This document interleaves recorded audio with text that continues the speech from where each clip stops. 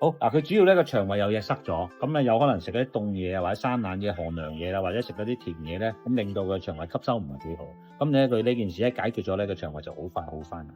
同埋咧，我睇個骨骼咧，我感覺上面都算正常，係偏瘦的咁多啫，咁好快可以改善到嘅，唔係好嚴重，唔使驚媽咪，好少事啫。原來佢隻腳咧，唔知佢行路咧，有時成日好似好易，哦，好似咧自己棘親自己，棘親自己會。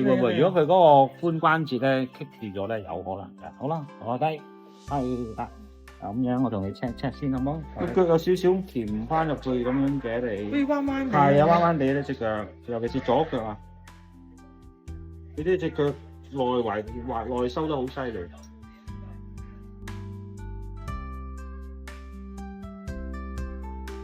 之前有冇跌親犀利啊？細個因為佢好早識行啊。係啊，佢好似成日跌親嘅佢。成日都跌㗎，係。係啊，我睇到佢腳應該有可能有幾次跌得比較深少少，你冇處理好，即係少少啊，真係同佢屈翻正就得㗎，唔使驚，夾少問題。